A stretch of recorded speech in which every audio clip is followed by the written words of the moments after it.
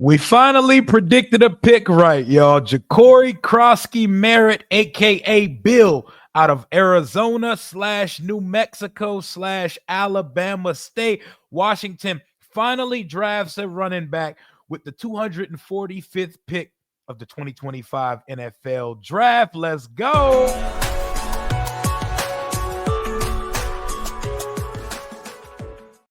2023's 8th ranked PFF running back. They had the 8th highest grade on PFF after the season he had with New Mexico back in 2023, where he took 189 carries for 1,190 yards, 17 touchdowns, and he only played in one game in 2024. And you hear that and immediately think injury. Uh-oh. No, not the case with JCM. We're going to call him JCM or Bill because Jacory Croskey Merritt is a very long name and a mouthful to say. But this is a guy, another relative athletic score demon. 4.45 speed, more than enough speed, and the 10-yard split is more than good enough to me with a 41-inch vertical and almost 11-foot broad jump. 5'11" running back, 208 pounds, more than enough girth, body, and speed. We don't draft players under 8 relative athletic score. I'm beginning to find all the trends and to understand our general manager. We pick a lot of players that we meet with. We literally just met with him. He got a top 30 visit from us. Someone that we took in the 7th round at 245. Those top 30 visits mean something to Adam Peters. Trend number 1. Trend number 2, they refuse to draft a player with a less than 8 athletic score. They know that we lack team speed. And what do? We drafted a bunch of players that run 4.4s and even got a 4.3 guy. Josh Connerly, every single player that we drafted has a green composite speed grade. Every player has an over 8 relative athletic score.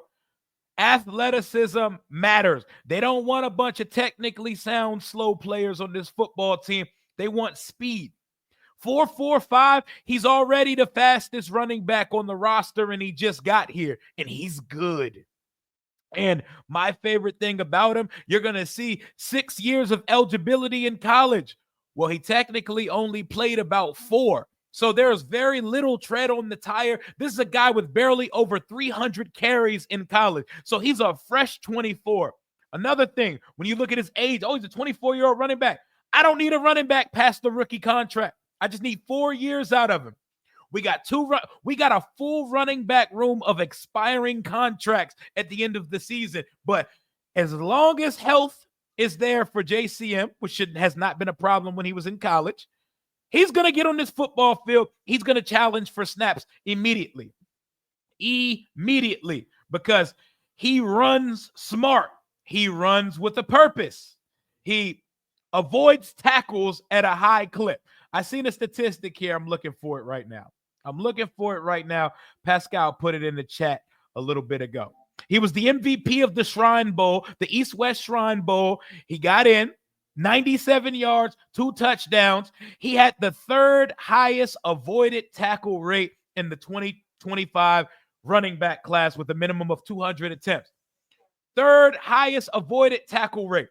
My biggest issue with Brian Robinson and company, the law firm that currently is the Washington Commanders backfield, they do not make plays. The people that blame it on the offensive line have to understand sometimes a back needs to be able to create on his own. You are not going to create the Red Sea every play.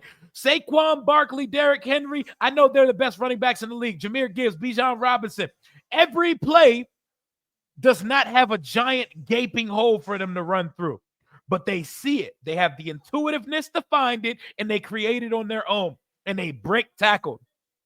Brian Robinson runs into blockers far too much. Somebody said it feels like Andrew Wiley has a magnet in the back of his ass that Brian Robinson just always sees to find the back of Andrew Wiley. But there's too many instances of running into linemen, not breaking tackles, and just going down at first contact.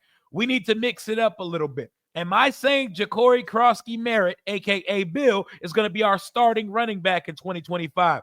No.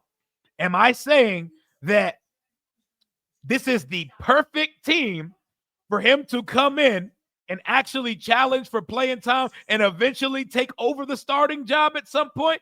Yes, I'm totally saying that because there is nothing in our running back room that is so dominant to keep a player with promise off the football field. They targeted this guy, they met with this guy, they took him in the 7th round of the draft. So to recap and to surmise what Washington did in this draft, they took tackle Josh Connerly Jr. with our 1st round pick at 29. Then at 61, they took Trey Amos, a guy that we could have taken at 29 in the 1st round, 6'1 corner, 4'4 speed, going to start on the boundary opposite Marshawn. And then in the 4th round, they took Jalen Lane, speed demon, the new fastest player on the Washington Commanders roster out of Virginia Tech. Go Hokies. And in the 6th round at 205, they took Kane Madrano, the fastest linebacker in all of college football at the combine. And Jacory Croskey Merritt finishes out the 2025 draft class. We're going to do a full draft class haul and review and way too early draft grades and projections for these guys stream coming up at either tomorrow or Monday, depending on what I'm doing with my children. We're going to knock that out. But this is a running back that's going to be a disruptor. This is a running back that's going to come in and challenge for rep. He's going to bust his ass. What number do we want to see him wear? Do we want to see him in number 6? We want to put him in the teens. Maybe one of these open 20 numbers. Maybe 22. Derek Ford's old number. Maybe 23. Casimir Allen's not a roster spot, so that don't matter. 24. No, that's Antonio Gibson. 25. Maybe we can wash the stank off of Benjamin St. Juste, the French Canadian's old jersey, so he can have it. But back to JCM, though. He's a guy that runs with a plan. He runs the ball, he follows his blocks, and he is capable of a home run play and big plays. In that 1,190-yard season he had with New Mexico, he had 17 touchdowns. Also had a reception touchdown. He has soft, natural hands. This is a every down running back. I'm not going to spend too long talking about it, but this is more than your typical 7th round pick because the team identified its need at running back. They met with the player. They liked the player. They waited, and they took the player on the final day of the draft. And with running backs all on expiring deals and with no gargantuan lead back in the room, he's going to challenge for reps and to get on that practice field at some point, man. I like what Adam Peters and company are doing. They're already signing undrafted free agents. Ventrell Cypress out of Florida State.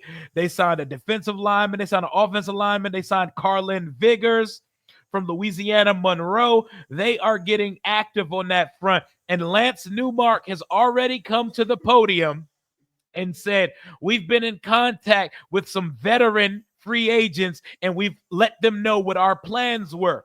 Washington drafted 0 edge rushers in 2025. You know what that tells me? That there are corresponding moves that have yet to be made yet. Corresponding moves are coming.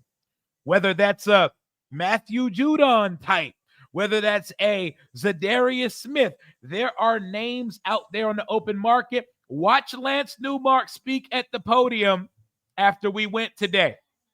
Watch him speak at the podium. He literally gets to the fact that they still have a plan for edge rusher. It'd be crazy if they went all out and went and got Trey Hendrickson. But these names are still available. Von Miller, old ass. He could go ring chase one more time. Preston Smith, former Redskin. Zadarius Smith, Matt Judon, Sam Hubbard retired, Brandon Graham, Dennis Gardeck, Emmanuel Agba, Jerry Hughes, Travis Gibson, Shaquille Barrett, O'Shane Zimenez, Carl Lawson, Tyus Bauer. There are still veterans to add to the mix. That's if they don't want to run it with Dietrich in 1 year. Jackson State hybrid safety, Robert McDaniel, the guy that we met with a couple times in the process. Guys, we have to take Adam Peters and Lance Newmark at their word. When they meet with players, they draft them. You know, some teams like the smoke screening, they meet with players they're not interested in. I can tell you with this Washington team, if they meet with you, they are interested in selecting you in the draft. Welcome to the team, Robert McDaniel. Welcome to the team, Carlin Vigors. Welcome to the team. We're signing hella players, man. A lot is happening in real time at this point, and we're still going to sign some more people. Lance Zierlein had JCM as his 8th best running back in the 2025 class. I seen Grant Paulson come out and say he's a power back. He's not a power back. He's an all-around back. He's not a power back. And 4.45, he looks every bit a 4.4 guy on tape. There will be no slow running back coming in the 7th round of this class. So to summarize it one more time, in the 1st round, Josh Connolly Jr. In the 2nd round, Trey Amos. In the 3rd round, Marshawn Lattimore. In the 3rd round, Laramie Tunzel. In the 4th round, Jalen Lane. In the 5th round, Debo Samuel. In the 6th round, Kane Madrano. And in the 7th round, Jacory Croskey Merritt, a.k.a. Bill. I'm excited to see him. He adds some juice to rookie minicamp. I'm excited to see these boys pick their numbers and get out there and run around in practice jerseys in the next 2 weeks. I'm excited. Welcome to the squad. Go win yourself not only a roster spot, but some carries in 2025, my boy. Welcome to the squad. We are going to do a full draft class stream coming soon. That's all I got for right now. Talk soon. Hail to the Washington Commanders and AP. Keep chefing that thing up, man. Talk soon.